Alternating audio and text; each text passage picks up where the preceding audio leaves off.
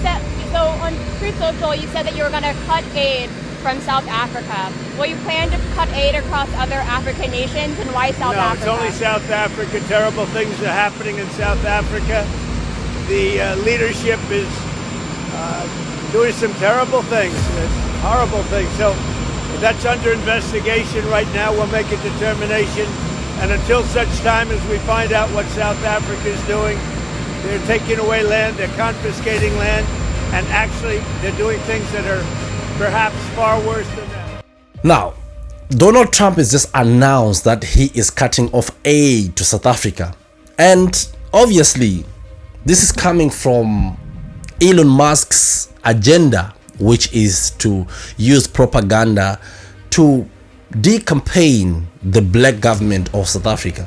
And anyway, let's go back to the real story. So Donald Trump has just announced that he is cutting off aid to South Africa, mainly because he says the South African government is confiscating land unfairly.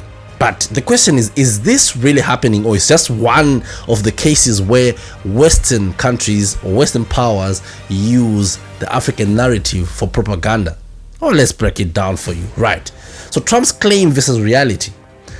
South Africa is seizing land, according to Trump, and the white people are being treated very badly. And he even said, I quote, South Africa is confiscating land and is treating certain classes of people very badly. And he calls it a massive human rights violation, I quote. Now, this is something that Trump will never say on camera. And here's what even Elon Musk would never tell you. That South Africa is one of the most unequal countries in the world.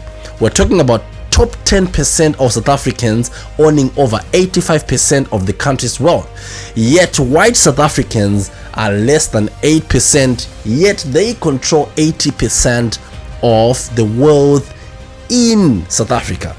Now black South Africans are over 80%, yet they only own less than 10% of wealth in South Africa. What's really happening with the land reform instead of what you're listening from Donald Trump? The president of South Africa, President Ramaphosa, has just signed a new land expropriation bill into law. Now this bill allows the state to seize land without compensation in cases where, so these are the conditions that causes you to get a seizure of land. 1, if the land is being unused with no plans for development, idle land. Number 2, if the property poses a risk to the people. Number 3, if the land is being hoarded or speculation, not actual use.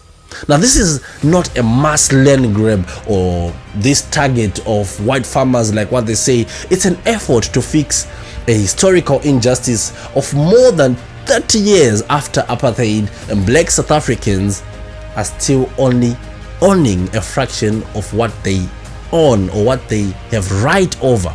These are native South Africans born by people who were there in the land, and yet settlers came and took their land, and now they own a tiny fraction of what they're supposed to be owning.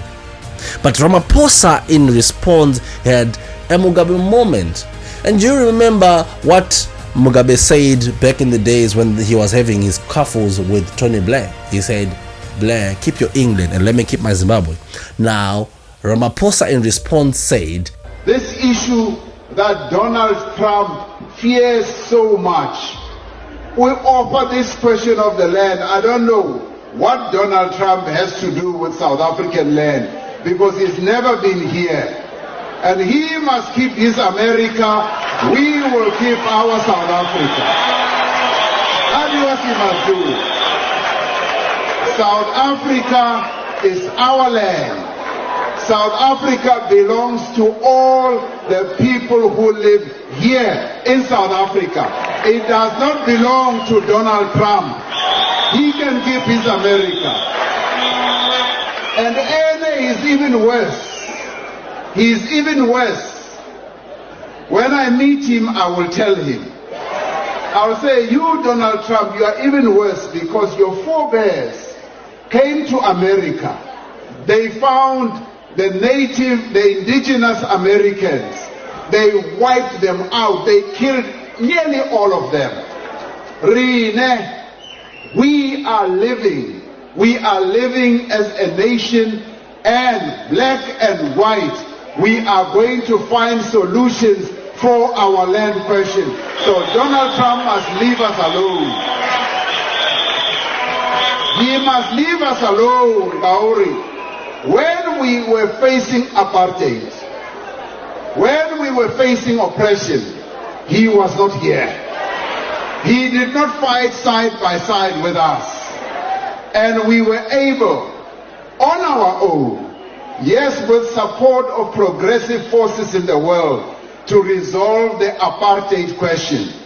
As far as I recall, Donald Trump was not around the negotiating table when we negotiated the end of apartheid. So stick around there in the White House. We will do our business here, and we will find solutions for our problem. So stay out of our issues, and we will not get involved in your issues in America. You have your own problems. Leave us alone. Trump, you keep your USA and we'll keep our South Africa. And his strong stance, okay, acknowledges that indeed South Africa is not backing down to Western powers. But here's the bigger problem. I mean, forgive me, but my fellow South Africans, I have to say this so that we understand each other. Where is the outrage of black South Africans themselves? Why is it the land issue and economic inequality is not being the center of the national debate yet? Instead of fighting economic justice, many South Africans focus their anger on fellow black Africans, especially the immigrants. We've seen waves of xenophobic attacks against Zimbabweans and Nigerian migrants and other African nations, obviously. But where are the mass protests that are demanding land and redistribution of land and economic reforms? Why aren't we seeing the same energy directed at the system that still keeps black South Africans poor? I mean, Trump doesn't care about black Africans. I mean, black South Africans or black lives, let's be real. Trump is not cutting aid to protect white people as well. This is about power, influence, and pushing a right-wing agenda. Trump never cared when black Africans were being, unalived within xenophobia. He never cared about daily struggles of the poor.